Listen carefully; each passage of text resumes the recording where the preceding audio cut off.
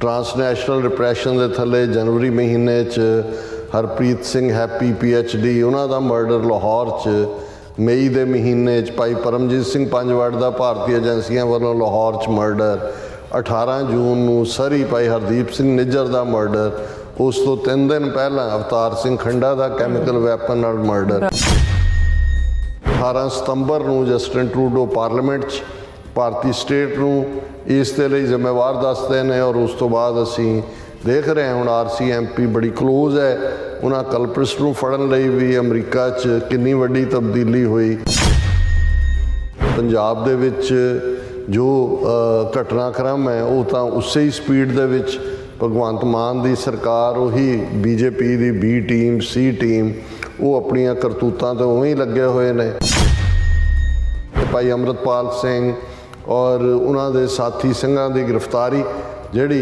इस वरे च उत्थे सब तो वड्डी वो डिवेलपमेंट जिहड़ी कि एक उन्होंने पंजाब दे विच अमृत छकाओ लहर नशे छड़ाओ लहर शुरू की लेकिन इस सब के बावजूद वो भी वापस उन्होंने माता पिता कंसर्नड उन्होंने खालसा वहीर नूं जारी रखे बंदी सिंघां की रिहाई के मुद्दे ते मोर्चा कौमी इंसाफ मोर्चा संगतां की पार्टिसिपेशन पर अनफॉर्चुनेटली कई बार लीडरशिप भी एकमुठ नहीं हुंदी भारतीय हाकमां दा वरतारा जो अमित शाह ने पार्लीमेंट दे विच ये कहा कि जी जे उन्होंने अपने कीते ते पछतावा ही नहीं है तो उन्होंने कोई राहत नहीं है खालिस्तान रेफरेंडम पिछले वरे दे विच जिहड़ा हुण 2023 पिछलियां दे विच ही आ गया क्योंकि जिस अंदाज दे विच टोरंटो और उस तो पहला असी आस्ट्रेलिया और दूसरे हवाले नाल गल कीती हुण भी जिहड़ा 28 जनवरी नूं अमरीका दे विच सैन फ्रांसिस्को दे विच है सो ये सारियां ही डिवेलपमेंट्स ने खालिस्तान की स्ट्रगल नूं बहुत पजीराई दिती है चढ़त दिती है पंथ खालसा खेती मेरी हों संभाल करो ते स्केरी ये गुरु का इकरारनामा है गुरु ने बेकरे नहीं रहन देना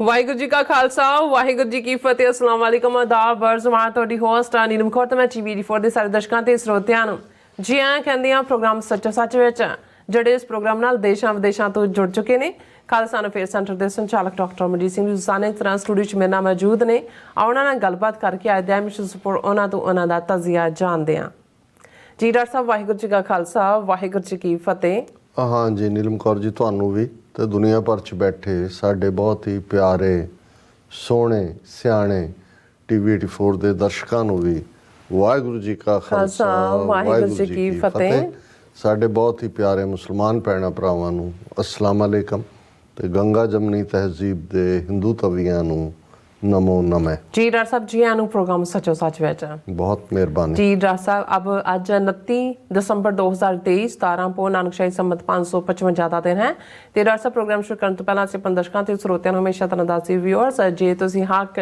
ਸੱਚ ਇਨਸਾਫ ਤੇ ਪੈਰਾ ਦਿੰਦਾ ਇੱਕੋ ਇੱਕ ਚੈਨਲ TV84 ਨੂੰ ਦੇਖਣਾ ਚਾਹੁੰਦੇ ਹੋ ਤਾਂ ਤੁਸੀਂ ਦੇਖ ਸਕਦੇ ਹੋ Spectrum cable RCN cable platform Canada roku Jadoo box ਸ਼ਾਵਾ ਫੇਸਬੁੱਕ TV84 ਦੀ ਐਪ ਰਾਹੀਂ online streaming and IP box ਤੇ ਤੁਸੀਂ TV84 ਨੂੰ ਦੇਖ ਸਕਦੇ ਹੋ ਵਿਊਅਰਸ ਜੇ ਤੁਸੀਂ TV84 ਨਾਲ ਪ੍ਰੋਗਰਾਮ ਸੱਚੋ ਸੱਚ ਨਾਲ ਫੇਸਬੁੱਕ ਰਾਹੀਂ ਜੁੜੇ ਤਾਂ ਉਸ ਤੋਂ ਬਾਅਦ ਲਾਈਕ ਕਰੋ ਤੇ ਸ਼ੇਅਰ ਕਰੋ ਅਤੇ ਨਾਲ ਹੀ ਸਬਸਕ੍ਰਾਈਬ ਵੀ ਕਰੋ ਇਹ ਵੀ ਦੱਸਿਓ ਕਿ ਤੁਸੀਂ TV84 ਦੀ ਐਪ ਨੂੰ ਐਂਡਰੋਇਡ ਐਂਡ ਐਪ ਸਟੋਰ ਤੇ ਡਾਊਨਲੋਡ ਕਰਕੇ ਜੋ TV84 ਦੀ ਲਾਈਵ ਸਟ੍ਰੀਮ ਹੈ ਉਸ ਨੂੰ ਤੁਸੀਂ 24 ਆਵਰਸ ਦੇਖ ਸਕਦੇ ਹੋ ਸੋ ਵਿਊਅਰਸ ਪ੍ਰੋਗਰਾਮ ਦੀ ਸ਼ੁਰੂਆਤ ਕਰਾਂਗੇ ਅੱਜ ਦੀ ਸਪਾਂਸਰਸ਼ਿਪ ਦੇ ਹਵਾਲੇ ਨਾਲ ਕਿ ਅੱਜ ਦੇ ਪ੍ਰੋਗਰਾਮ ਸੱਚੋ ਸੱਚ ਨੂੰ ਸਪਾਂਸਰ ਕੀਤਾ ਗਿਆ ਹੈ ਟੋਰਾਂਟੋ ਕੈਨੇਡਾ ਤੋਂ ਗੋਲਡਨ ਗਰੋਸਰੀਜ਼ ਵੱਲੋਂ ਸੋ ਇਹਨਾਂ ਨੇ ਇਹੀ ਕਿਹਾ ਹੈ ਕਿ TV84 ਦੀ ਵੱਧ ਤੋਂ ਵੱਧ ਸਪੋਰਟ ਕਰੋ TV84 ਬਹੁਤ ਹੀ ਵਧੀਆ ਕੰਮ ਕਰ ਰਿਹਾ ਹੈ ਸੋ ਜਿਹੜੀ ਆਪਣੀ ਸਿੱਖ ਕੌਮ ਨੂੰ ਜਾਗਰੂਕ ਕਰ ਰਿਹਾ ਹੈ ਜਿਹੜੇ ਜਿਸ ਤਰ੍ਹਾਂ ਕਿ ਜਿਹੜੇ ਕਰੰਟ ਇਸ਼ੂ ਨੇ ਜੋ ਵਰਲਡ ਵਾਈਡ ਜੋ ਵੀ ਇਸ਼ੂਜ਼ ਹੁੰਦੇ ਨੇ ਉਸ ਬਾਰੇ ਅਵੇਅਰ ਕਰ ਰਿਹਾ ਹੈ ਸੋ ਇਸ ਦੀ ਵੱਧ ਤੋਂ ਵੱਧ ਮਦਦ ਕਰੋ ਸੋ ਅੱਜ ਦੀ ਸਪਾਂਸਰਸ਼ਿਪ ਲਈ ਅਸੀਂ ਗੋਲਡਨ ਗਰੋਸਰੀਜ਼ ਦਾ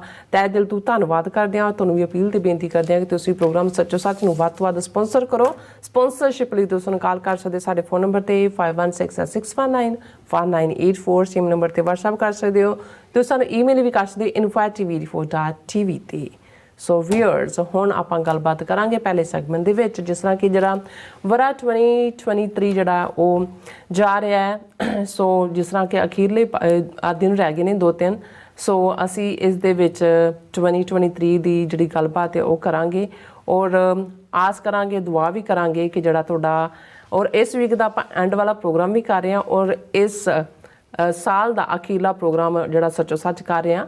ਸੋ ਇਸ ਦੇ ਹਵਾਲੇ ਨਾਲ ਅੱਜ ਆਪਾਂ ਪਹਿਲੇ ਸੈਗਮੈਂਟ ਦੇ ਵਿੱਚ ਗੱਲਬਾਤ ਕਰਾਂਗੇ, ਅਰਦਾਸ ਤੇ ਦੁਆ ਕਰਾਂਗੇ ਜਿਹੜਾ ਤੁਹਾਡਾ ਨਵਾਂ ਵਰ੍ਹਾ ਹੈ ਉਹ ਸੁੱਖਾਂ ਭਰਿਆ, ਖੁਸ਼ੀਆਂ ਭਰਿਆ ਸਾਡੇ ਸਾਰਿਆਂ ਤੇ ਆਵੇ। ਸੋ ਜਿਸ ਤਰ੍ਹਾਂ ਕਿ ਵਰ੍ਹਾ 2023 ਵਿੱਚ ਦੁਨੀਆ ਵਿੱਚ ਕੀ ਵਾਪਰਿਆ ਇਸ ਤੇ ਪੰਛੀ ਝਾਤ ਵੀ ਪਾਵਾਂਗੇ ਔਰ ਸਿੱਖ ਕੌਮ ਦੇ ਨੁਕਤਾ ਨਿਗਾਹ ਤੋਂ ਖਾਲਿਸਤਾਨ ਦੇ ਆਜ਼ਾਦੀ ਸੰਘਰਸ਼ ਨੂੰ ਇਸ ਵਰੇ ਵਿੱਚ ਕਿਵੇਂ ਠੁੰਮਣਾ ਮਿਲਿਆ, ਇਸ ਬਾਰੇ ਆਪਾਂ ਗੱਲਬਾਤ ਕਰਨ ਜਾ ਰਹੇ ਹਾਂ। ਸੋ ਅਸੀਂ ਚਾਹਾਂਗੇ ਕਿ ਤੁਸੀਂ ਇਸੇ ਤਰ੍ਹਾਂ ਬਣੇ ਰਹਿਣਾ, ਦੇਖਣ ਸੁਣਨ ਲਈ ਤੁਹਾਡਾ ਸਭ ਦਾ ਬਹੁਤ ਸ਼ੁਕਰੀਆ ਜੀ। ਡਾਕਟਰ ਸਾਹਿਬ ਕੀ ਕਹਿਣਾ ਚਾਹੋਗੇ? ਦੇਖੋ, ਸਭ ਤੋਂ ਪਹਿਲਾਂ ਤਾਂ ਅੱਜ ਦੇ ਪ੍ਰੋਗਰਾਮ ਨੂੰ ਸਪਾਂਸਰ ਕਰਨ ਲਈ ਅਸੀਂ ਗੋਲਡਨ ਗਰੋਸਰੀਜ਼ ਟੋਰਾਂਟੋ ਕੈਨੇਡਾ ਉਹਨਾਂ ਦਾ ਸ਼ੁਕਰੀਆ ਅਦਾ ਕਰਦੇ ਹਾਂ।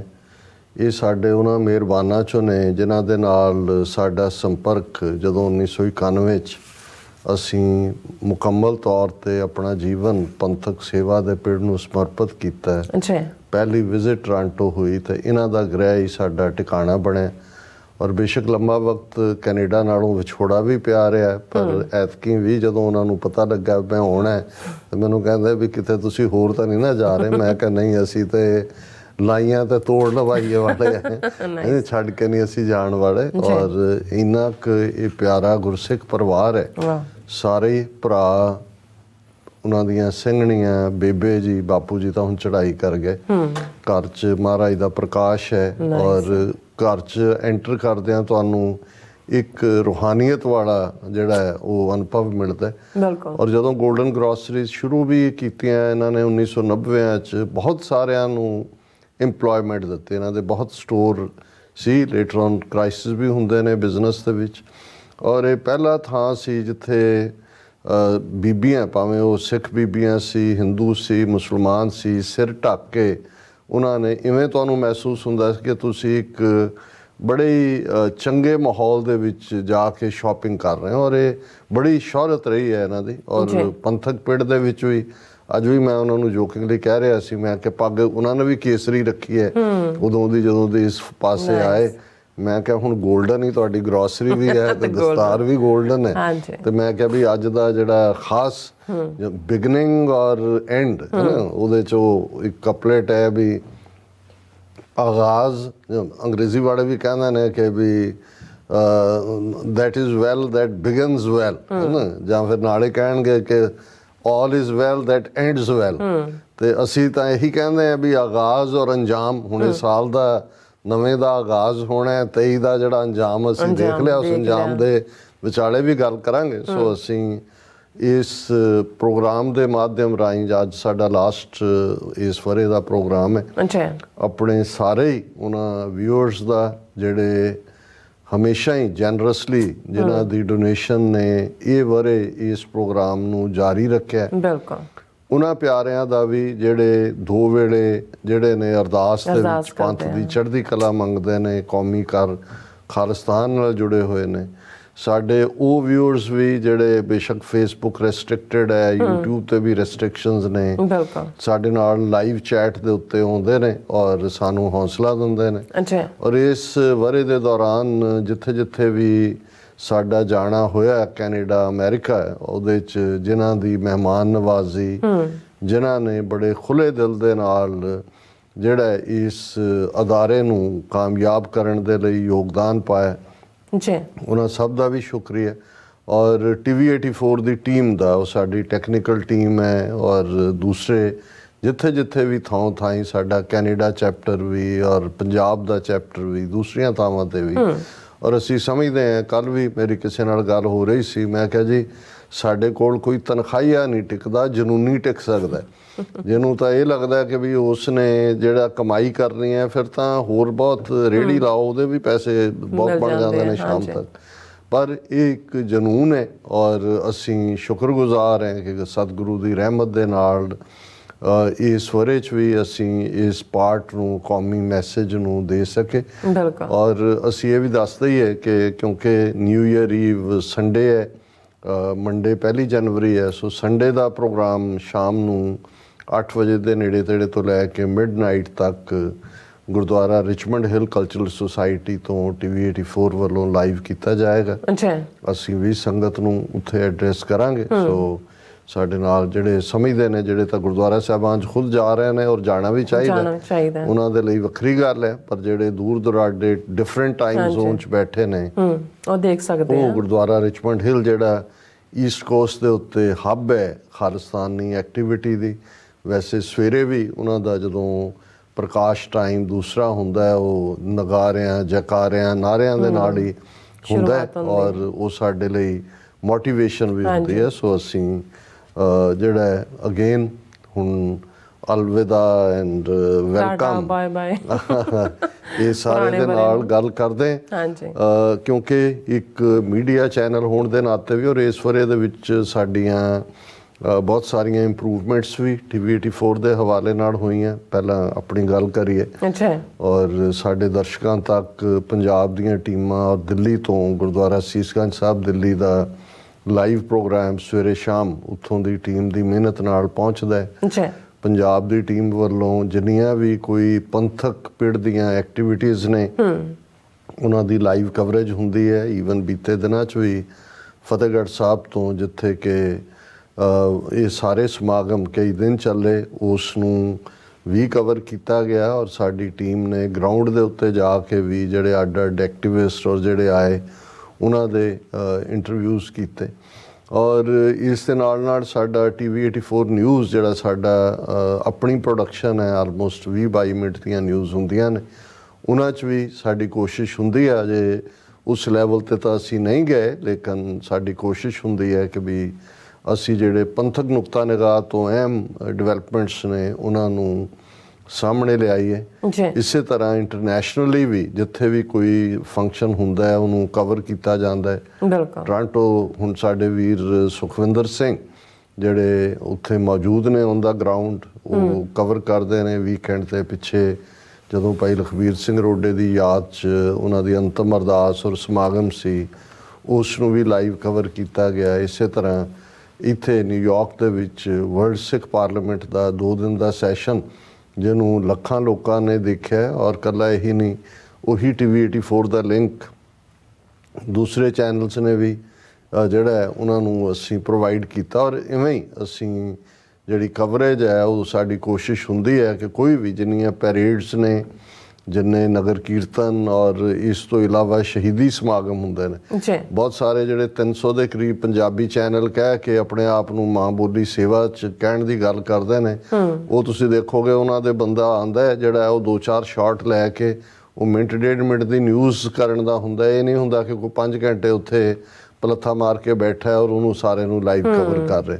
ਇਸੇ ਤਰ੍ਹਾਂ ਯੂਬਾ ਸਿਟੀ ਔਰ ਅਸੀਂ ਇਹ ਗੱਲ ਇਸ ਲਈ ਕਹਿ ਰਹੇ ਹਾਂ ਕਿ ਵੀ ਬਹੁਤ ਵਾਰ ਬਹੁਤ ਸਾਰੇ ਜਿਹੜੇ ਡੇ ਟੂ ਡੇ ਐਕਟੀਵਿਟੀ ਤੋਂ ਵਾਕਿਫ ਨਹੀਂ ਹੁੰਦੇ, ਉਹ ਇਹ ਸਮਝਦੇ ਨੇ ਕਿ ਜੀ TV 84 ਵੀ ਜਿਵੇਂ ਬਾਕੀ ਚੈਨਲ ਨੇ, ਮੈਂ ਹੁਣ ਨਾਂ ਨਹੀਂ ਕਦੇ ਵੀ ਕਿਸੇ ਦਾ ਲੈਂਦਾ ਤਾਂ ਕਿ ਇਹ ਨਾ ਲੱਗੇ ਕਿ ਵੀ ਅਸੀਂ ਕੋਈ ਪਰਸਨਲ ਪ੍ਰੈਜੁਡਿਸ ਰੱਖਦੇ ਹਾਂ, ਪਰ ਤੁਹਾਡੇ ਆਲੇ ਦੁਆਲੇ ਹੀ ਹੁੰਦੇ ਨੇ। ਤੁਸੀਂ ਉਹਨਾਂ ਦੀ ਕਾਰਗੁਜ਼ਾਰੀ ਦੇਖ ਲਓਗੇ, ਉਹ ਦੇਖੋਗੇ ਕਿ ਭਾਈ ਈਵਨ ਜਿਹੜੇ ਪੈਰੇਡ ਨੂੰ ਕਵਰ ਕਰਨ ਦੇ ਨਾਂ ਥੱਲੇ ਮੋਟੀਆਂ ਰਕਮਾਂ ਜਿਹੜੀਆਂ ਨੇ ਪ੍ਰਬੰਧਕਾਂ ਤੋਂ ਲੈਂਦੇ ਨੇ, ਜਿਉਂ ਹੀ ਜਿਹੜਾ ਉਹ ਪੰਥਕ ਗੱਲ ਵਾਲਾ ਜਾਂ ਖਾਲਿਸਤਾਨ ਵਾਲਾ ਕੋਈ ਫਲੋਟ ਆਉਂਦਾ ਹੈ ਉਹਨੂੰ ਸਾਈਡ ਤੇ ਉਹ ਸੀਨ ਗਾਇਬ ਕਰਤਾ ਜਾਂਦਾ।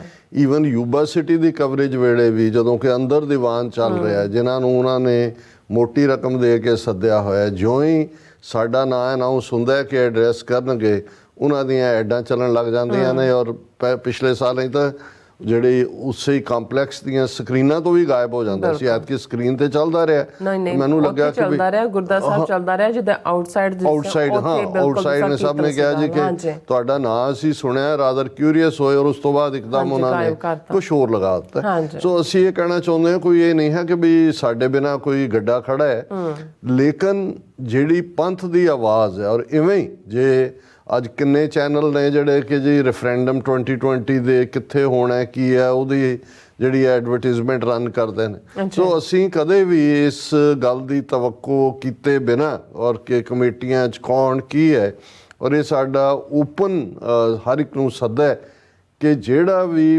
ਪੰਥਕ ਗੱਲ ਕਰਦਾ ਹੈ ਉਹ ਕਿਸੇ ਜਥੇਬੰਦੀ ਨਾਲ ਵੀ ਪੰਥਕ ਸੰਬੰਧ। ਔਰ ਸਾਡਾ ਈਵਨ ਜਦੋਂ ਸਾਡੀ ਕਵਰੇਜ ਵੀ ਹੋ ਰਹੀ ਹੁੰਦੀ ਹੈ, ਸਾਡੇ ਐਂਕਰਸ ਉਹਨਾਂ ਦੀ ਕੋਸ਼ਿਸ਼ ਹੁੰਦੀ ਹੈ ਕਿ ਹਰ ਸ਼ੇਡ ਦਾ ਜਿਹੜਾ ਗੁਰਸਿੱਖ ਹੈ, ਜਿਹੜਾ ਕੰਮ ਕਰਨ ਵਾਲਾ ਹੈ, ਉਹਨੂੰ ਅਸੀਂ ਰੈਕਗਨੀਸ਼ਨ ਦਈਏ। ਉਸ ਦੇ ਨਾਲ ਇੰਟਰਵਿਊ ਹੋਏ ਔਰ ਜਿੰਨੇ ਪ੍ਰੋਟੈਸਟ ਨੇ ਨਿਊਯਾਰਕ, ਵਾਸ਼ਿੰਗਟਨ ਤੋਂ ਲੈ ਕੇ ਹਰ ਪਾਸੇ, ਉਹਨਾਂ ਦੀ ਵੀ ਕਵਰੇਜ ਹੁੰਦੀ ਹੈ। ਸੋ ਅਸੀਂ ਇਹ ਸਤਿਗੁਰੂ ਅੱਗੇ ਅਰਦਾਸ ਕਰਦੇ ਹਾਂ ਕਿ ਸਤਿਗੁਰੂ ਹਿੰਮਤ ਦੇਣ, ਬਲ ਦੇਣ। ਆਉਣ ਵਾਲੇ ਵਰ੍ਹੇ 'ਚ ਵੀ ਜਿਹੜਾ ਕਿ 2023 ਦਾ ਵਰ੍ਹਾ ਬੜਾ ਕਰੂਸ਼ਲ ਸੀ ਖਾਲਿਸਤਾਨ ਦੇ ਨੁਕਤਾ ਨਿਗਾਹ ਤੋਂ।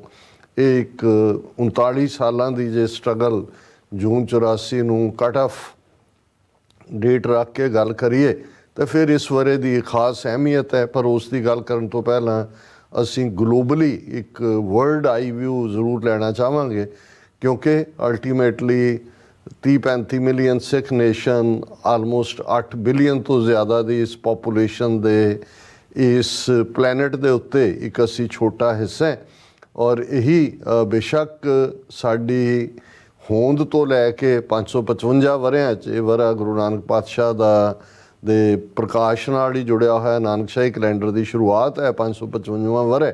ਔਰ ਇਹਨਾਂ 5.5 ਸਦੀਆਂ ਦੇ ਵਿੱਚ ਕਿਹਨਾਂ ਚੈਲੰਜਸ 'ਚੋਂ ਕੌਮ ਗੁਜ਼ਰੀ, ਉਹ ਮੁਗਲਿਆ ਸਲਤਨਤ ਹੋਏ, ਉਹ ਦਰਾ ਖੈਬਰ ਪਾਰ ਦੇ ਹਮਲਾਵਰ ਹੋਣ, ਉਹ ਬ੍ਰਿਟਿਸ਼ ਬਸਤੀਵਾਦੀ ਹੋਣ, ਜਾਂ ਅੱਜ ਦੇ ਹਿੰਦੂ ਤਵੀ ਹੋਣ।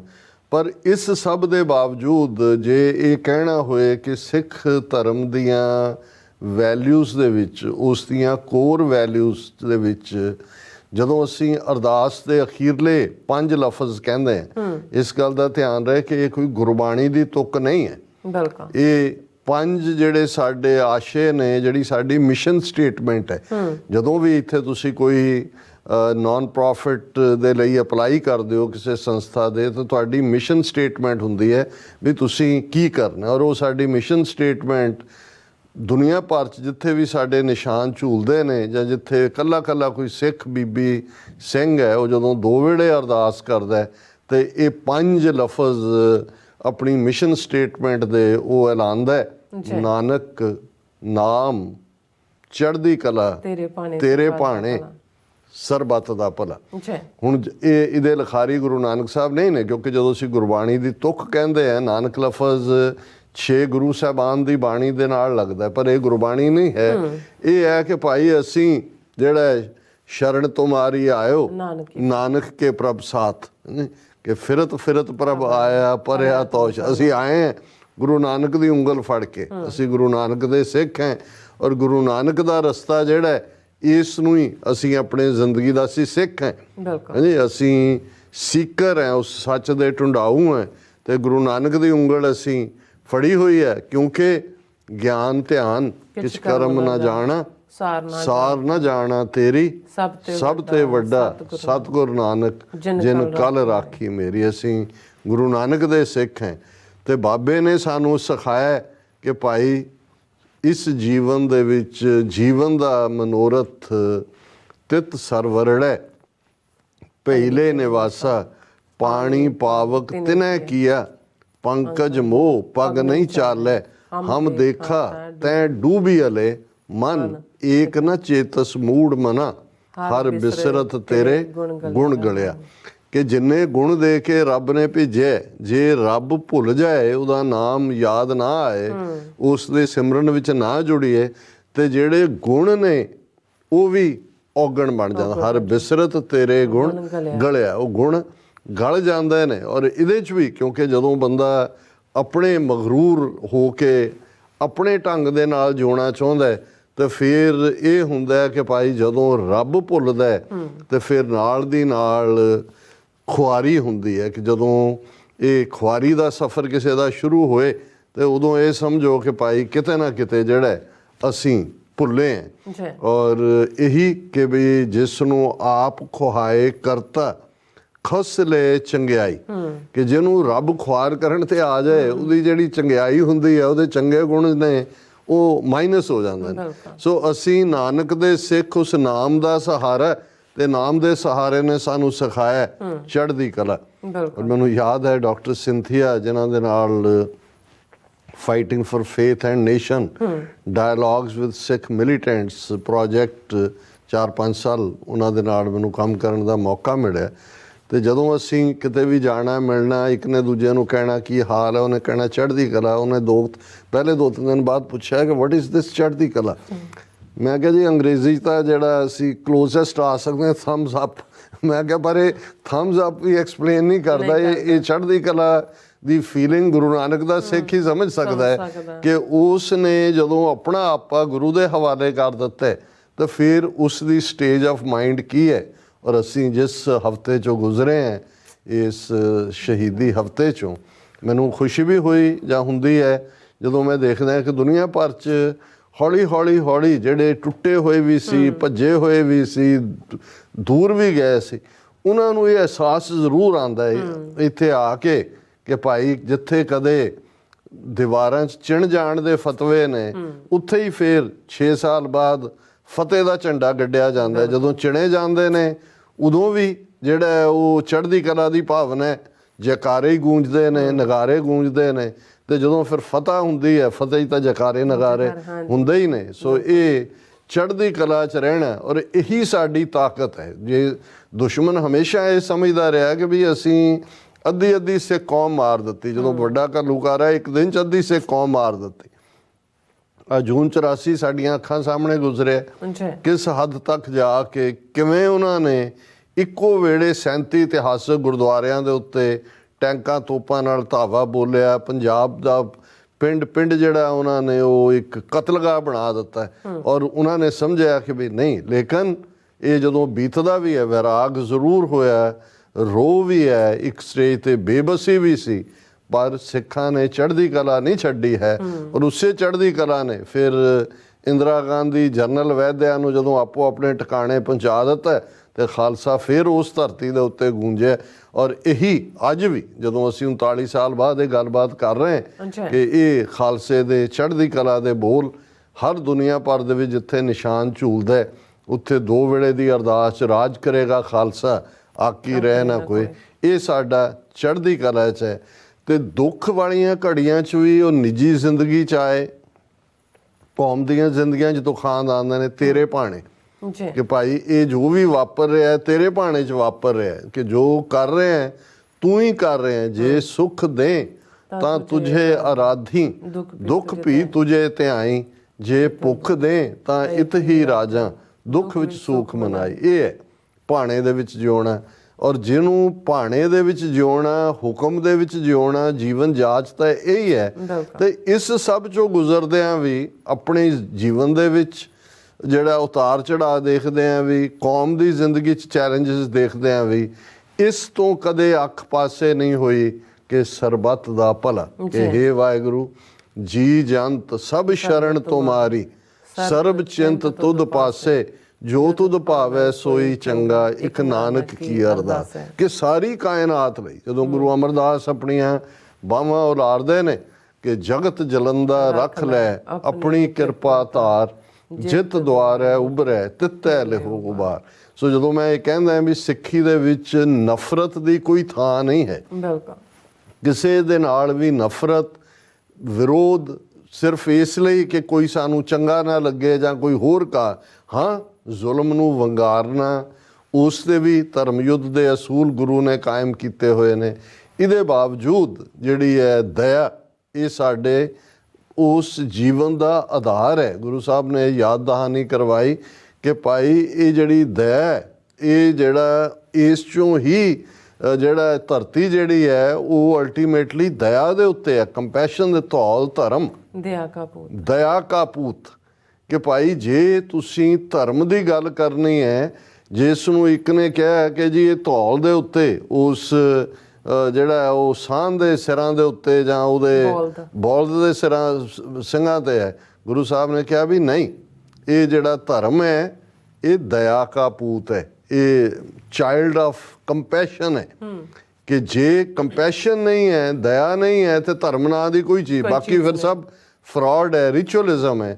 ਇਸ ਲਈ ਸਿੱਖ ਦੇ ਧੁਰ ਅੰਦਰ ਹਮੇਸ਼ਾ ਮਾੜੇ ਤੋਂ ਮਾੜਾ ਵੀ ਕੋਈ ਹੋਏਗਾ, ਨੌਨ ਪ੍ਰੈਕਟਿਸਿੰਗ ਹੋਏਗਾ, ਡਿੱਗਿਆ ਹੋਇਆ ਵੀ ਹੋਏਗਾ, ਉਹਦੇ ਅੰਦਰ ਦਇਆ ਵੀ ਹੁੰਦੀ ਹੈ, ਉਹਦੇ ਅੰਦਰ ਨਿਆਂ ਵੀ ਹੁੰਦਾ ਹੈ, ਉਹਦੇ ਅੰਦਰ ਕਿਸੇ ਵੀ ਮੁਸ਼ਕਲ ਦੇ ਸਾਹਮਣੇ ਸਿੱਖ ਤੋਂ ਵਧੀਆ ਸ਼ਾਇਦ ਕੋਈ ਨਹੀਂ ਜਾਣਦਾ ਕਿ ਕਿਸੇ ਜਿਹੜੀ ਐਮਰਜੈਂਸੀ ਨੂੰ ਕਿਵੇਂ ਹੈਂਡਲ ਕਰਨਾ ਹੈ। ਕੋਈ ਅਚਨਚੇਤ ਪਈ ਵਿਪਤਾ ਦੇ ਸਾਹਮਣੇ ਬਾਕੀ ਡਰ ਜਾਣਗੇ, ਦੌੜ ਜਾਣਗੇ, ਘਬਰਾ ਜਾਣਗੇ, ਸਿੱਖ ਸੀਨਾ ਤਾਣ ਕੇ ਆ ਕੇ ਮੈਦਾਨ ਦੇ ਵਿੱਚ ਉਤਰੇਗਾ, ਕਿਉਂਕਿ ਗੁਰੂ ਨੇ ਚਮਕੌਰ ਦੀ ਗੜੀ ਦੀ ਸਵਾ ਲੱਖੀ ਸਪਿਰਿਟ ਵੀ ਦਿੱਤੀ ਹੈ ਤੇ ਸਰਹੰਦ ਦੀ ਕੰਧ ਚੋਂ ਨਿਕਲੀ ਡਿਫਾਈਂਸ ਵੀ ਦਿੱਤੀ ਹੈ। ਸੋ ਅਸੀਂ ਇੱਕ ਪਾਸੇ ਸਮਝਦੇ ਹਾਂ ਕਿ ਭਾਈ ਇਸ ਵੇਲੇ ਗੁਰੂ ਨਾਨਕ ਦੀ ਉਮਤ ਦੁਨੀਆ ਦੇ ਹਰ ਕੋਨੇ 'ਚ ਕਿਸੇ ਨਾ ਕਿਸੇ ਰੂਪ 'ਚ ਤੁਹਾਨੂੰ ਸਿੱਖੀ ਦਾ ਜਲਵਾ ਉਹ ਨਜ਼ਰ ਆਉਂਦਾ ਹੈ। ਔਰ ਜਿਵੇਂ ਅਸੀਂ ਪਿਛਲੇ ਵਰ੍ਹਿਆਂ 'ਚ ਕੋਵਿਡ ਦੇ ਕ੍ਰਾਈਸਿਸ 'ਚੋਂ ਗੁਜ਼ਰੇ, ਉਹਨੇ ਦੁਨੀਆ ਭਰ 'ਚ ਸਿੱਖਾਂ ਦੀ ਪਛਾਣ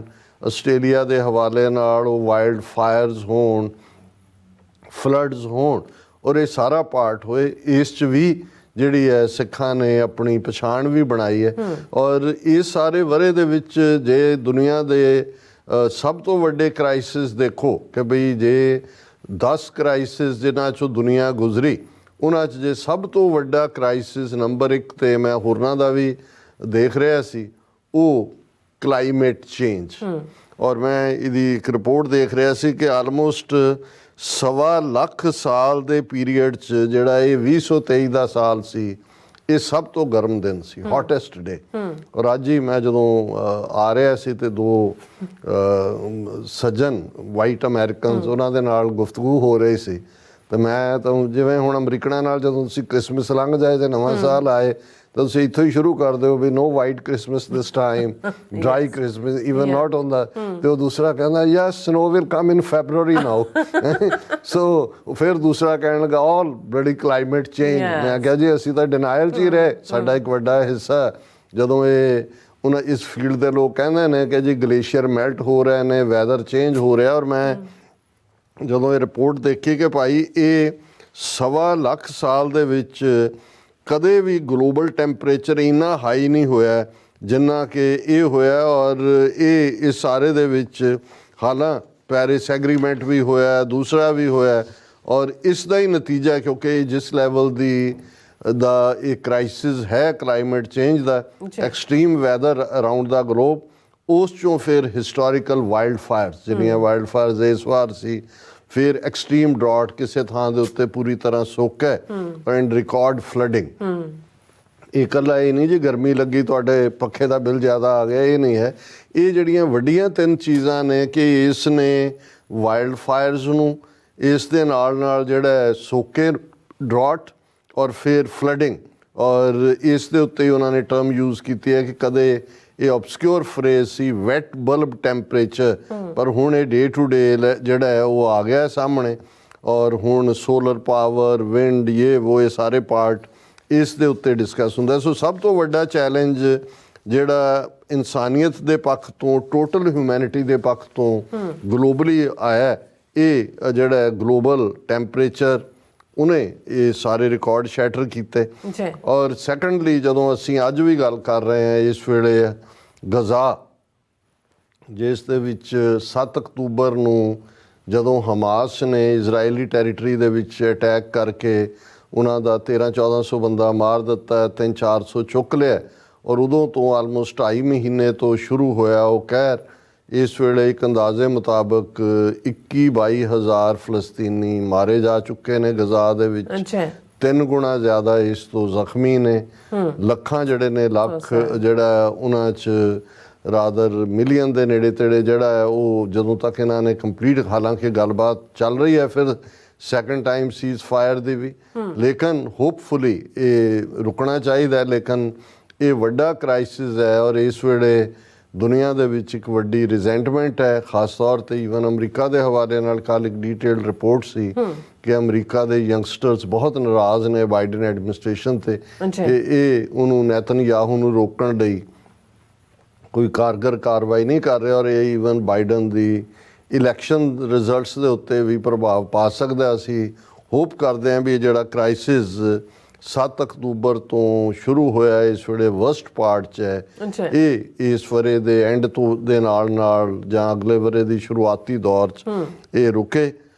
ਯੂਕਰੇਨ ਕ੍ਰਾਈਸਿਸ, ਬੇਸ਼ੱਕ ਯੂਕਰੇਨ ਵਾਰ ਨੂੰ 2 ਸਾਲ ਹੋ ਜਾਣੇ ਨੇ ਨੈਕਸਟ ਫੈਬਰੂਰੀ 'ਚ, ਲੇਕਿਨ ਇਹ ਕ੍ਰਾਈਸਿਸ ਵਰਸਟ ਹੋਇਆ। ਔਰ ਪਹਿਲੀ ਸਟੇਜ 'ਤੇ ਤਾਂ ਜੋ ਉਸਦੇ ਰਿਜ਼ਲਟ ਸੀ, ਲੇਕਿਨ ਅਨਫੋਰਚੂਨੇਟਲੀ ਜਦੋਂ ਦਾ ਇਹ ਗਜ਼ਾ ਕ੍ਰਾਈਸਿਸ ਆਇਆ, ਯੂਕਰੇਨ ਨੰਬਰ 2 ਤੇ ਚਲਾ ਗਿਆ ਮਦਦ ਦੇ ਪੱਖੋਂ। ਔਰ ਇਸ ਵੇਲੇ ਅੱਜ ਵੀ ਜਦੋਂ ਅਸੀਂ ਗੱਲ ਕਰ ਰਹੇ ਹਾਂ, ਸਿਵਿਲੀਅਨ ਪਾਪੂਲੇਸ਼ਨ ਦੇ ਉੱਤੇ ਵੀ ਰਸ਼ੀਆ ਦੇ ਰਾਕਟ ਡਿੱਗੇ ਨੇ ਅੱਛਾ, ਔਰ 30 ਤੋਂ ਜ਼ਿਆਦਾ ਲੋਕ ਮਰੇ ਨੇ। ਔਰ ਲੱਗਦਾ ਹੈ ਕਿ ਵੀ ਰਸ਼ੀਆ ਦੀ, ਕਿਉਂਕਿ ਇਕਨੋਮੀ ਵੀ 2 ਸਾਲ 'ਚ ਕੋਈ ਉਹਦੀ ਮਾੜੀ ਨਹੀਂ ਰਹੀ, ਕਿਉਂਕਿ ਭਾਰਤ ਵਰਗੇ ਮੁਲਕ ਜਿਹੜੇ ਨੇ ਉਹਨਾਂ ਨੇ ਤੇਲ ਵੀ ਖਰੀਦਿਆ ਤੇ ਉਹਦੇ ਪ੍ਰੋਡਿਊਸ ਨੂੰ ਵੀ ਯੂਰਪ ਦੇ ਵਿੱਚ ਵੇਚਿਆ। ਹੁਣ ਵੀ ਜਾ ਕੇ ਐਸ ਜੈ ਸ਼ੰਕਰ, ਜਿਹਨੂੰ ਕ੍ਰੋਨਿਕ ਕੌਨਸਟੀਪੇਸ਼ਨ ਹੈ, ਉੱਥੇ ਬੈਠਾ ਹੋਇਆ ਰੂਸ 'ਚ ਜਾ ਕੇ।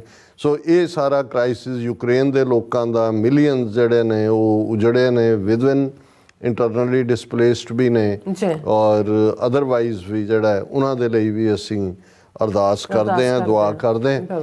ਔਰ ਇਹ ਜਿਹੜੀ ਲੈਗੇਸੀ ਬਾਈਡਨ ਐਡਮਿਨਿਸਟ੍ਰੇਸ਼ਨ ਨੂੰ ਟਰੰਪ ਐਡਮਿਨਿਸਟ੍ਰੇਸ਼ਨ ਤੋਂ ਮਿਲੀ, ਟਰੰਪ ਐਡਮਿਨਿਸਟ੍ਰੇਸ਼ਨ ਨੂੰ ਓਬਾਮਾ ਐਡਮਿਨਿਸਟ੍ਰੇਸ਼ਨ ਤੋਂ ਮਿਲੀ, ਉਹਨਾਂ ਨੂੰ ਜੂਨੀਅਰ ਬੁਸ਼ ਐਡਮਿਨਿਸਟ੍ਰੇਸ਼ਨ ਤੋਂ ਮਿਲੀ ਅਗੇਂਸਟ ਚਾਈਨਾ।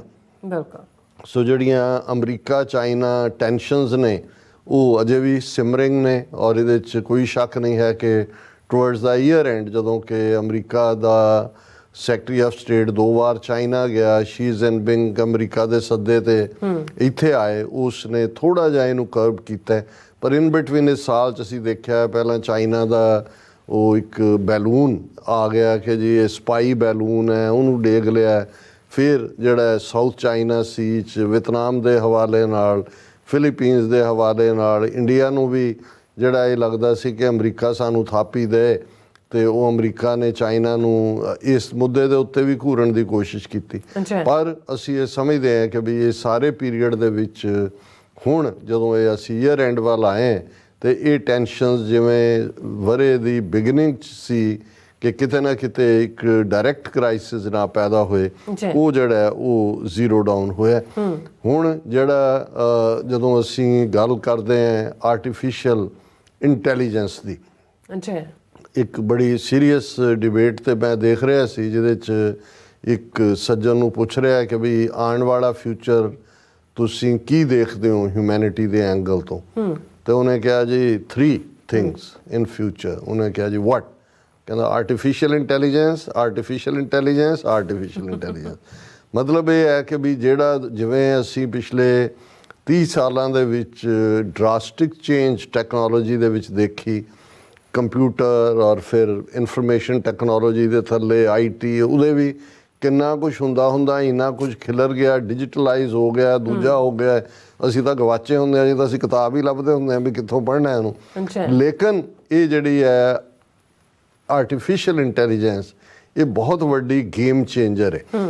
ਇੱਕ ਨੁਕਤਾ ਤੋਂ ਹੀ ਨਹੀਂ, ਇਸ ਨੂੰ ਵੀ ਜਦੋਂ ਇਹਨੂੰ ਡਿਸਕਸ ਕੀਤਾ ਜਾਂਦਾ ਤਾਂ ਇਹ ਕਿਹਾ ਜਾਂਦਾ ਪ੍ਰੋਮਿਸਿਸ ਐਂਡ ਪੈਰਲ, ਕਿ ਵੀ ਆਰਟੀਫਿਸ਼ੀਅਲ ਇੰਟੈਲੀਜੈਂਸ ਦੇ ਥੱਲੇ ਕੰਮ ਬਹੁਤ ਸੌਖਾ, ਤੁਹਾਨੂੰ ਬਣਿਆ ਬਣਾਇਆ ਸਭ ਕੁਝ, ਪਰ ਉਹ ਤੁਹਾਡੀ ਇੰਟੈਲੀਜੈਂਸ 'ਤੇ ਵੀ ਹਾਵੀ, ਉਹਦਾ ਮਿਸਯੂਜ਼ ਪੈਰਲ ਕਿਸ ਲੈਵਲ 'ਤੇ, ਜੇ ਸਭ ਕੁਛ ਹੀ ਤੁਹਾਡਾ ਕੰਮ ਵੀ ਰੋਬੋਟ ਨੇ ਕਰਨਾ ਹੈ, ਲੜਾਈ ਵੀ ਉਹਨਾਂ ਨੇ ਲੜਨੀ ਹੈ, ਜਿਹੜੀ ਹਿਊਮਨ ਪਾਵਰ ਹੈ ਉਹ ਕਿੱਥੇ ਵੈਸਟ ਨੂੰ ਤਾਂ ਸੂਟ ਕਰੇਗੀ, ਕਿਉਂਕਿ ਵੈਸਟ ਦੇ ਵਿੱਚ ਜਿਵੇਂ ਪੋਪੂਲੇਸ਼ਨ ਡਿਕਲਾਈਨ ਹੈ, ਯੂਰਪ ਦੇ ਵਿੱਚ ਅੱਗੋਂ ਹੁਣ ਉਹ ਵਿਆਹ ਦੇ ਇੰਸਟੀਟਿਊਸ਼ਨ ਵੀ ਟੁੱਟ ਰਹੀ ਹੈ, ਨਿਆਣੇ ਵੀ ਜੰਮਣ ਦਾ ਨਹੀਂ ਹੈ ਕੰਮ, ਤੇ ਉਹਦੇ 'ਚ ਤਾਂ ਬੰਦਿਆਂ ਦਾ ਕੰਮ ਫਿਰ ਇਹੀ ਉਹਨਾਂ ਦੇ ਰੋਬੋ ਕਰਨਗੇ ਔਰ ਉਸ ਕਿਸਮ ਦਾ।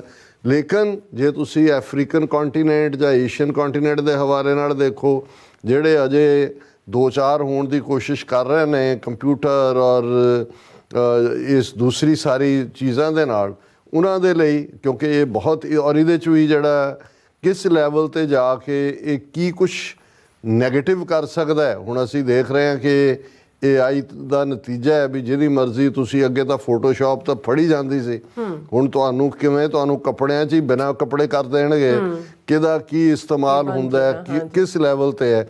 ਸੋ ਇਹ ਦੁਨੀਆ ਦੇ ਵਿੱਚ ਜਿਹੜੀਆਂ 5 ਵੱਡੀਆਂ ਚੇਂਜਸ ਮੰਨੀਆਂ ਗਈਆਂ, 5ਵੇਂ ਨੰਬਰ ਦੇ ਉੱਤੇ ਆਰਟੀਫਿਸ਼ੀਅਲ ਇੰਟੈਲੀਜੈਂਸ ਕੇ ਭਾਈ ਇਹਦੇ 'ਚੋਂ ਪ੍ਰੋਮਿਸਿਸ ਵੀ ਨੇ, ਬਹੁਤ ਸਾਰੀਆਂ ਚੇਂਜਸ ਜਿਹੜੀਆਂ ਨੇ ਉਹ ਲਾਈਫ ਸਟਾਈਲ ਦੇ ਵਿੱਚ ਵੀ ਹੋਣਗੀਆਂ, ਪਰ ਇਸ ਦੇ ਪੈਰਲਸ ਦੇ ਉੱਤੇ ਇਹਦਾ ਜਿਹੜਾ ਮਿਸਯੂਜ਼ ਹੈ ਔਰ ਇਸ ਦਾ ਗਲਤ ਹੱਥਾਂ 'ਚ ਜਾਣਾ ਹੈ, ਜਾਂ ਈਵਨ ਜੇ ਇੱਕ ਪਾਸੇ ਸਾਧੂ ਦੇ ਕੰਮ ਦੀ ਕੋਈ ਚੀਜ਼ ਹੈ ਤੇ ਨਾਲ ਚੋਰ ਵੀ ਬਰਾਬਰ ਬੈਠਾ ਹੁੰਦਾ ਕਿ ਉਹ ਉਹਨੂੰ ਕਿਵੇਂ ਇਸਤੇਮਾਲ ਕਰੇਗਾ।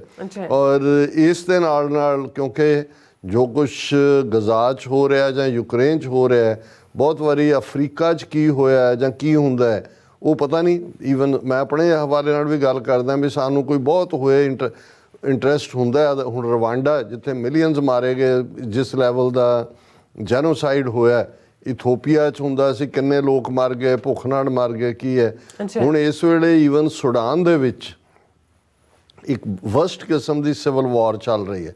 ਔਰ ਕਿਉਂਕਿ ਪਤਾ ਨਹੀਂ ਜਦੋਂ ਅਸੀਂ ਇਹ ਕਹਿੰਦੇ ਹਾਂ ਕਿ ਜੀ ਜਿਹੜਾ ਹਿਊਮਨ ਲਾਈਫ ਮੈਟਰਸ, ਜਾਂ ਉਹ ਇਕੱਲੇ ਦਾ ਕਹਿਣਾ ਪੈਂਦਾ। ਅਮਰੀਕਾ 'ਚ ਕਹਿਣਾ ਪਿਆ ਜੀ ਬਲੈਕ ਲਾਈਵਸ ਮੈਟਰ, ਤੇ ਜਦੋਂ ਸਿੱਖਾਂ ਦੇ ਉੱਤੇ ਹੋਇਆ ਸੀ ਕਹਿੰਦੇ ਸਿੱਖ ਲਾਈਵਸ ਮੈਟਰ।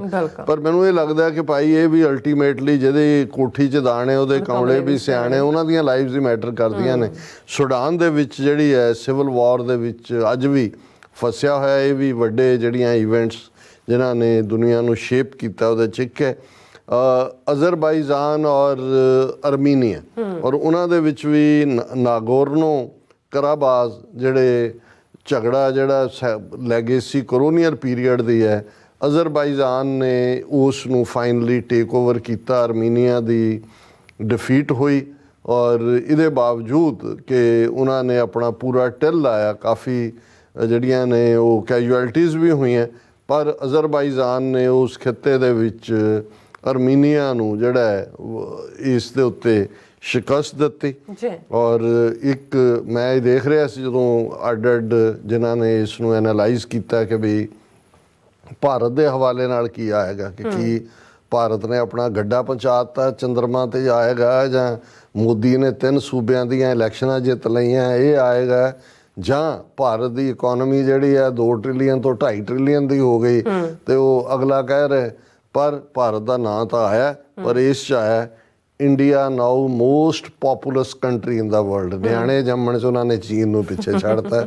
ਸੋ ਵਧਾਈਆਂ ਮੋਦੀ ਨੂੰ ਵੀ, ਉਹਨਾਂ ਦੀ ਹਿੰਦੂਤਵੀ ਟੀਮ ਨੂੰ ਵੀ, ਕਿ ਦੂਜਾ ਹੁਣ ਜਿਹੜਾ ਉਹ ਇੰਡੀਆ ਮੋਸਟ ਪੋਪੂਲਸ ਕੰਟਰੀ ਹੈ। ਔਰ ਇਹ ਠੀਕ ਹੈ ਕਿ ਵੀ ਸਪੇਸ ਰੇਸ ਜਿਹੜੀ ਹੈ ਉਹ ਹੀਟ ਅਪ ਹੋਈ ਹੈ। ਨਾਸਾ ਆਪਣਾ ਪ੍ਰੋਜੈਕਟ ਨੂੰ ਰੀਹੈਸ਼ ਕਰ ਰਿਹਾ ਹੈ ਔਰ ਦੂਸਰਾ ਕਰ ਰਿਹਾ, ਔਰ ਬਹੁਤ ਸਾਰੀ ਟੈਕਨੋਲੋਜੀ ਜਿਹੜੀ ਨਾਸਾ ਦੇ ਕੋਲ ਹੀ ਸੀ ਉਹਨੂੰ ਇਸਤੇਮਾਲ ਕਰਕੇ ਦੂਸਰੇ ਉਹਨੇ ਇਹ ਕਰਤਾ, ਉਹਨੇ ਉਹ ਕਰਤਾ। ਲੇਕਿਨ ਇਹ ਹੈ ਕਿ ਵੀ ਹੁਣ ਇਹ ਸਪੇਸ ਟੈਕਨੋਲੋਜੀ ਦੇ ਵਿੱਚ ਵੀ ਇਨਵੈਸਟਮੈਂਟ ਦੀ ਲਾਈਨ ਹੈ।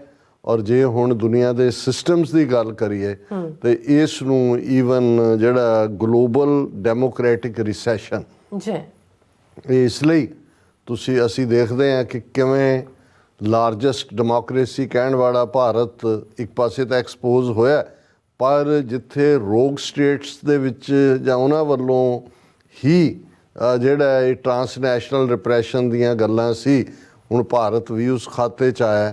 ਲੇਕਿਨ ਮੋਦੀ ਦਾ 2 ਵਾਰ ਚੁਣਿਆ ਜਾਣਾ ਤਾਂ ਹੈ ਹੀ ਸੀ, ਜਿਸ ਕਿਸਮ ਦੇ ਹਾਲਾਤ ਔਰ ਜਿਵੇਂ ਹੈ ਭਾਰਤ ਦੇ ਵਿੱਚ ਬਿਲਕੁਲ ਜਿਹੜਾ ਡਾਈਸੈਂਟ ਹੈ ਜਾਂ ਸਿਆਸੀ ਜਿਹੜੀ ਹੈ ਉਹ ਤਬਦੀਲੀ, ਉਸ ਦੀ ਕੋਈ ਹੋਪ ਨਹੀਂ। ਅਮਰੀਕਾ ਦੇ ਵਿੱਚ ਇਹਦੇ ਬਾਵਜੂਦ ਕਿ ਟਰੰਪ ਐਡਮਿਨਿਸਟ੍ਰੇਸ਼ਨ ਉਸ ਦੀਆਂ ਪੋਜ਼ਿਟਿਵਿਟੀਜ਼ ਵੀ ਨੇ, ਲੇਕਿਨ ਡੈਮੋਕ੍ਰੇਸੀ ਜਾਂ ਜਿਹੜਾ ਅਥੋਰੀਟੇਰੀਅਨ ਜਾਂ ਨਾਰਸਿਸਿਸਟ ਸਟਾਈਲ ਹੈ ਉਹਦੇ ਚੱਲਦਿਆਂ ਅਸੀਂ ਦੇਖਦੇ ਹਾਂ ਕਿ ਕੋਲੋਰਾਡੋ ਨੇ ਜਿਹੜਾ ਉਹ ਰੋਕਿਆ ਇਸ ਨੂੰ, ਬੈਲਟ ਦੇ ਉੱਤੇ ਟਰੰਪ ਨੂੰ ਨਹੀਂ ਆਉਣ ਦਿੱਤਾ। ਮੇਨ ਸਟੇਟ ਅਮਰੀਕਾ ਦੀ ਦੂਜੀ ਸਟੇਟ ਹੈ ਜਿਨ੍ਹਾਂ ਨੇ ਕਿਹਾ ਕਿ ਵੀ ਪ੍ਰਾਇਮਰੀ ਬੈਲਟ ਤੇ ਨਹੀਂ ਹੋਏਗਾ। ਲੇਕਿਨ ਇਸ ਪੀਰੀਅਡ ਦੇ ਵਿੱਚ ਅਰਜਨਟੀਨਾ ਹੋਏ, ਬ੍ਰਾਜ਼ੀਲ ਹੋਏ, ਇਟਲੀ ਹੋਏ, ਪੋਲੈਂਡ ਹੋਏ, ਨੀਦਰਲੈਂਡ ਹੋਏ, ਉਹਨਾਂ ਹਕੂਮਤਾਂ ਦਾ ਜਾਂ right wing, even France powerful ਹੋਏ, ਜਿਹੜੇ ਐਕਸਟ੍ਰੀਮ ਰਾਈਟ ਵਿੰਗਰ ਨੇ, ਜਿਹੜੇ ਦੁਨੀਆ ਨੂੰ ਇੱਕ ਖੂਬਸੂਰਤ ਗੁਲਦਸਤੇ ਵਾਂਗ ਨਹੀਂ ਦੇਖਦੇ ਜਿੱਥੇ ਅੱਡ-ਅੱਡ ਰੇਸਿਸ, ਰਿਲੀਜਨਸ, ਰੀਜਨਸ ਦੇ ਲੋਕ ਇਕੱਠੇ ਹੋ ਸਕਦੇ ਨੇ।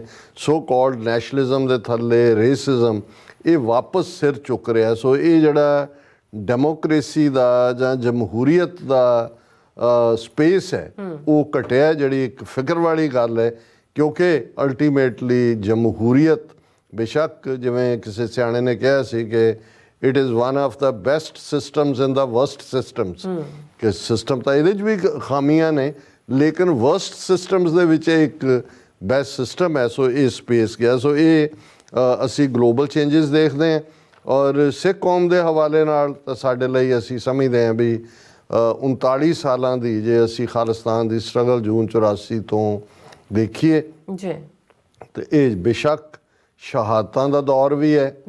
ਟਰਾਂਸਨੈਸ਼ਨਲ ਰਿਪਰੈਸ਼ਨ ਦੇ ਥੱਲੇ ਜਨਵਰੀ ਮਹੀਨੇ 'ਚ ਹਰਪ੍ਰੀਤ ਸਿੰਘ ਹੈਪੀ PhD ਉਹਨਾਂ ਦਾ ਮਰਡਰ ਲਾਹੌਰ 'ਚ, ਮਈ ਦੇ ਮਹੀਨੇ 'ਚ ਭਾਈ ਪਰਮਜੀਤ ਸਿੰਘ ਪੰਜਵੜ ਦਾ ਭਾਰਤੀ ਏਜੰਸੀਆਂ ਵੱਲੋਂ ਲਾਹੌਰ 'ਚ ਮਰਡਰ, 18 ਜੂਨ ਨੂੰ ਸਰੀ ਭਾਈ ਹਰਦੀਪ ਸਿੰਘ ਨਿੱਜਰ ਦਾ ਮਰਡਰ, ਉਸ ਤੋਂ 3 ਦਿਨ ਪਹਿਲਾਂ ਅਵਤਾਰ ਸਿੰਘ ਖੰਡਾ ਦਾ ਕੈਮੀਕਲ ਵੈਪਨ ਨਾਲ ਮਰਡਰ, ਔਰ ਅਮਰੀਕਾ ਦੇ ਵਿੱਚ ਜਿਹੜਾ ਆਲਮੋਸਟ ਇਹਨਾਂ ਦਾ ਮਰਡਰ ਪਲਾਟ ਗੁਰਪਤਵੰਤ ਸਿੰਘ ਪੰਨੂ ਔਰ ਹੋਰ ਕਿੰਨਿਆਂ ਦੀ ਲਾਈਨ ਲੱਗਣੀ ਸੀ, ਉਹ ਤਾਂ ਜਦੋਂ ਹੁਣ ਇੰਡਾਇਕਟਮੈਂਟ ਜਿਹੜੀ 29 ਨਵੰਬਰ ਨੂੰ ਫਾਈਲ ਕੀਤੀ ਅਮਰੀਕਾ ਨੇ, ਉਸ ਤੋਂ ਬਾਅਦ ਸਾਹਮਣੇ ਆਏਗਾ।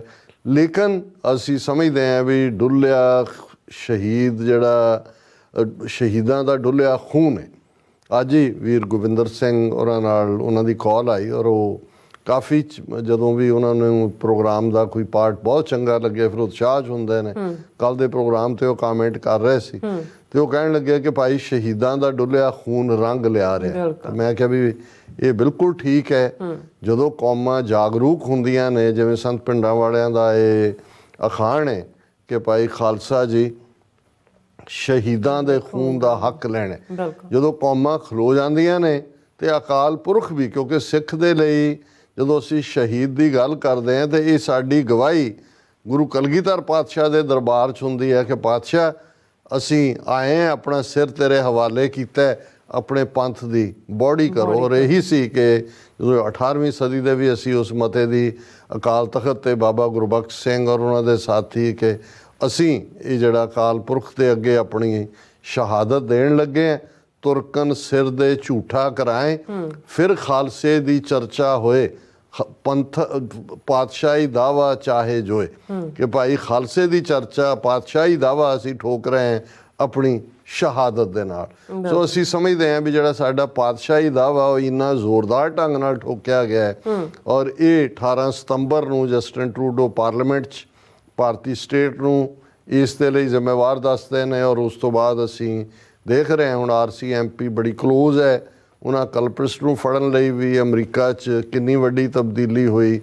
ਗਲੋਬਲੀ ਜਿੰਨੀ ਪੋਜ਼ਿਟਿਵ ਪ੍ਰੈਸ ਸਾਨੂੰ ਇਸ ਪੀਰੀਅਡ 'ਚ ਮਿਲੀ ਸਮੁੱਚੇ ਮੀਡੀਆ ਦੇ ਵਿੱਚ, ਇਹ ਰਿਮਾਰਕੇਬਲ ਹੈ। ਔਰ ਅਸੀਂ ਸਮਝਦੇ ਹਾਂ ਕਿ ਵੀ ਇਹ ਵਰ੍ਹਾ 2023 ਦਾ ਜਿੱਥੇ ਪੰਜਾਬ ਦੇ ਵਿੱਚ ਜੋ ਘਟਨਾਕ੍ਰਮ ਹੈ ਉਹ ਤਾਂ ਉਸੇ ਹੀ ਸਪੀਡ ਦੇ ਵਿੱਚ ਭਗਵੰਤ ਮਾਨ ਦੀ ਸਰਕਾਰ, ਉਹੀ BJP ਦੀ B ਟੀਮ C ਟੀਮ, ਉਹ ਆਪਣੀਆਂ ਕਰਤੂਤਾਂ ਤੇ ਉਵੇਂ ਹੀ ਲੱਗੇ ਹੋਏ ਨੇ। ਉਵੇਂ ਹੀ ਹਿੰਦੂ ਤਵੀਆਂ ਦਾ ਏਜੰਡਾ, ਹੁਣ ਵੀਰ ਬਾਲ ਦਿਵਸ ਤੇ ਉਹ ਸਾਰਾ ਪਾਰਟ ਜਿਹੜਾ ਪਿਛਲੇ ਸਾਲਾਂ ਵਾਲੀ ਉਹ ਲਾਈਨ ਲੱਗੀ ਹੋਈ ਹੈ। ਜਿਹੜੇ ਬੰਦੀ ਸਿੰਘਾਂ ਦੀ ਰਿਹਾਈ ਦੇ ਮੁੱਦੇ ਤੇ ਮੋਰਚਾ, ਕੌਮੀ ਇਨਸਾਫ ਮੋਰਚਾ, ਸੰਗਤਾਂ ਦੀ ਪਾਰਟਿਸਪੇਸ਼ਨ, ਪਰ ਅਨਫੋਰਚੂਨੇਟਲੀ ਕਈ ਵਾਰ ਲੀਡਰਸ਼ਿਪ ਵੀ ਇਕਮੁੱਠ ਨਹੀਂ ਹੁੰਦੀ। ਪਰ ਭਾਰਤੀ ਹਾਕਮਾਂ ਦਾ ਵਰਤਾਰਾ ਜੋ ਅਮਿਤ ਸ਼ਾਹ ਨੇ ਪਾਰਲੀਮੈਂਟ ਦੇ ਵਿੱਚ ਇਹ ਕਿਹਾ ਕਿ ਜੀ ਜੇ ਉਹਨਾਂ ਨੂੰ ਆਪਣੇ ਕੀਤੇ ਤੇ ਪਛਤਾਵਾ ਹੀ ਨਹੀਂ ਹੈ ਤੇ ਉਹਨਾਂ ਨੂੰ ਕੋਈ ਰਾਹਤ ਨਹੀਂ ਹੈ।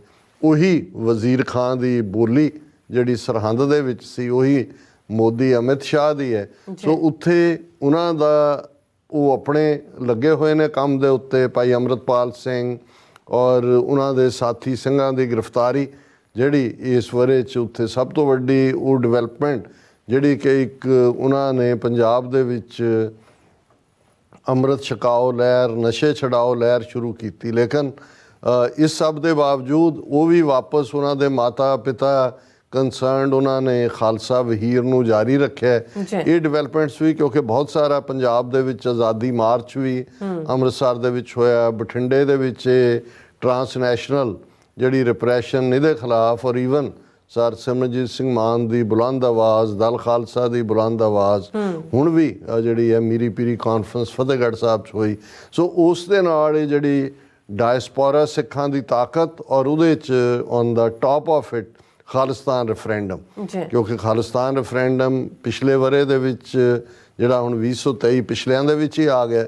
ਕਿਉਂਕਿ ਜਿਸ ਅੰਦਾਜ਼ ਦੇ ਵਿੱਚ ਟੋਰਾਂਟੋ ਔਰ ਉਸ ਤੋਂ ਪਹਿਲਾਂ ਅਸੀਂ ਆਸਟ੍ਰੇਲੀਆ ਔਰ ਦੂਸਰੇ ਹਵਾਲੇ ਨਾਲ ਗੱਲ ਕੀਤੀ, ਹੁਣ ਵੀ ਜਿਹੜਾ 28 ਜਨਵਰੀ ਨੂੰ ਅਮਰੀਕਾ ਦੇ ਵਿੱਚ ਸੈਨ ਫਰਾਂਸਿਸਕੋ ਦੇ ਵਿੱਚ ਹੈ। ਸੋ ਇਹ ਸਾਰੀਆਂ ਹੀ ਡਿਵੈਲਪਮੈਂਟਸ ਨੇ ਖਾਲਿਸਤਾਨ ਦੀ ਸਟਰਗਲ ਨੂੰ ਬਹੁਤ ਪਜ਼ੀਰਾਈ ਦਿੱਤੀ ਹੈ, ਚੜ੍ਹਤ ਦਿੱਤੀ ਹੈ। ਲੇਕਿਨ ਇਹ ਗੱਲ ਦੇਖਣ ਵਾਲੀ ਹੈ ਅਲਟੀਮੇਟਲੀ ਕਿ ਕੌਮਾਂ ਦੇ ਸਾਹਮਣੇ ਜਦੋਂ ਵੱਡੇ ਚੈਲੰਜ ਹੁੰਦੇ ਨੇ ਓਪਰਚੁਨਿਟੀਜ਼ ਵੀ ਉਦੋਂ ਹੀ ਨਿਕਲਦੀਆਂ, ਬਿਲਕੁਲ ਪਰ ਉਹਨਾਂ ਓਪਰਚੁਨਿਟੀਜ਼ ਨੂੰ ਸਿਆਣਪ ਦੇ ਨਾਲ, ਠਰਮੇ ਦੇ ਨਾਲ ਸੰਭਾਲ ਕੇ ਜਿਹੜਾ ਹੈ ਉਸ ਚੋਂ ਕੁਝ ਪੋਜ਼ਿਟਿਵ ਜਿਹੜਾ ਪ੍ਰੋਡਕਟਿਵ ਕੱਢਣ ਦੀ ਲੋੜ ਹੁੰਦੀ ਹੈ। ਸੋ ਅਸੀਂ ਇਹੀ ਆਸ ਕਰਦੇ ਹਾਂ ਕਿ ਸਤਿਗੁਰੂ ਰਹਿਮਤ ਕਰਨ। ਬਿਲਕੁਲ ਮੇਰਾ ਅਕਸਰ ਕੋਈ ਵੀ ਲੈਕਚਰ ਜਦੋਂ ਇਸ ਥਾਟ ਦੇ ਉੱਤੇ ਹੁੰਦਾ ਹੈ ਤੇ ਮੇਰਾ ਇਹ ਕਹਿਣਾ ਹੁੰਦਾ ਹੈ ਕਿ 10ਵੇਂ ਪਾਤਸ਼ਾਹ ਦਾ ਇਹ ਇਕਰਾਰਨਾਮਾ ਹੈ ਪੰਥ ਦੇ ਨਾਲ, ਪੰਥ ਖਾਲਸਾ ਖੇਤੀ ਮੇਰੀ, ਹਉ ਸੰਭਾਲ ਕਰੋ ਤਿਸ ਕੇਰੀ। ਇਹ ਗੁਰੂ ਦਾ ਇਕਰਾਰਨਾਮਾ ਹੈ। ਬਿਲਕੁਲ ਗੁਰੂ ਨੇ ਬੇਘਰੇ ਨਹੀਂ ਰਹਿਣ ਦੇਣਾ। ਔਰ 223 ਦੇ ਇਹਨਾਂ ਅਖੀਰਲੇ ਪਲਾਂ ਦੇ ਵਿੱਚ ਅਸੀਂ ਜਿੱਥੇ ਆਪਣੇ ਸ਼ਹੀਦਾਂ ਨੂੰ ਯਾਦ ਕਰਦੇ ਹਾਂ, ਬਿਲਕੁਲ ਬੀਤੇ ਦਹਾਕਿਆਂ ਦੇ ਵੀ ਔਰ ਇਸ ਵਰੇ ਦੇ ਵਿੱਚ ਵੀ, ਉਹ ਭਾਈ ਹਰਪ੍ਰੀਤ ਸਿੰਘ ਹੈਪੀ ਹੋਣ, ਭਾਈ ਪਰਮਜੀਤ ਸਿੰਘ ਪੰਜਵੜ ਹੋਣ, ਭਾਈ ਹਰਦੀਪ ਸਿੰਘ ਨਿੱਜਰ ਹੋਣ, ਭਾਈ ਅਵਤਾਰ ਸਿੰਘ ਖੰਡਾ ਹੋਣ, ਉੱਥੇ ਅਸੀਂ ਜਿਹੜੇ ਸਾਡੇ ਜੇਲ੍ਹਾਂ 'ਚ ਬੈਠੇ ਹੋਏ 28 30 ਸਾਲ ਤੋਂ ਜਿਨ੍ਹਾਂ ਦੀ ਉਹੀ ਜਿਹੜੀ ਹੈ ਉਹ ਗੜਕ ਵੀ ਗਰਜ ਵੀ ਕਾਇਮ ਹੈ। ਉਹ ਜਥੇਦਾਰ ਜਗਤਾਰ ਸਿੰਘ ਹਵਾਰਾ ਹੋਣ, ਬਲਵੰਤ ਸਿੰਘ ਰਾਜੋਆਣਾ, ਜਗਤਾਰ ਸਿੰਘ ਤਾਰਾ, ਭਾਈ ਪਰਮਜੀਤ ਸਿੰਘ ਭਿਓਰਾ ਔਰ ਬਾਕੀ ਸਾਰੇ ਸਿੰਘ ਵੀ ਜਿਨ੍ਹਾਂ ਦਾ ਜ਼ਿਕਰ ਹੁੰਦਾ ਹੈ।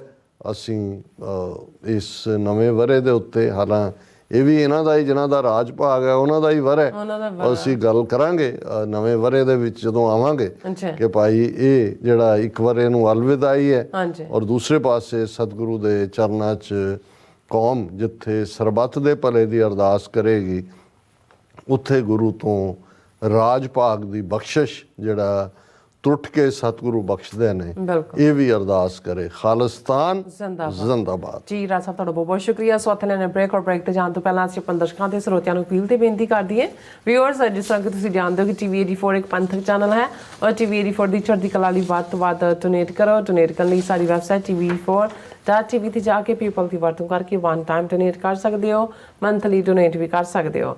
ਤੁਸੀਂ ਟੀਵੀ 84 ਦੇ ਨਾਮ ਤੇ ਚੈੱਕ ਬਣਾ ਕੇ ਸਾਨੂੰ ਮੇਲ ਵੀ ਕਰ ਸਕਦੇ ਹੋ ਸਾਡੇ ਇਸ ਪਤੇ ਤੇ 36-01 37 ਐਵਨਿਊ ਲੌਂਗ ਆਈਲੈਂਡ ਸਿਟੀ, ਨਿਊਯਾਰਕ 11101 USA, ਜਾਂ ਫਿਰ ਤੁਸੀਂ ਸਾਨੂੰ ਫੋਨ ਰਾਹੀਂ ਵੀ ਸੰਪਰਕ ਕਰ ਸਕਦੇ ਹੋ 5166191984। ਤੁਸੀਂ ਸਾਨੂੰ ਈਮੇਲ ਵੀ ਕਰ ਸਕਦੇ ਹੋ info@tv4.tv ਤੇ। ਅਸੀਂ ਤੁਹਾਡੇ ਤਹਿ ਦਿਲ ਤੋਂ ਸ਼ੁਕਰਗੁਜ਼ਾਰ ਹੋਵਾਂਗੇ। ਸੋ ਅਥਲੇ ਨੇ ਬ੍ਰੇਕ ਵਿਊਅਰਸ, ਤੁਸੀਂ ਸਾਨੂੰ ਇਸ ਤਰ੍ਹਾਂ ਬਣੇ ਰਹਿਣਾ। ਮਿਲਦੇ ਹਾਂ ਛੋਟੇ ਜਿਹੇ ਬ੍ਰੇਕ ਤੋਂ ਬਾਅਦ।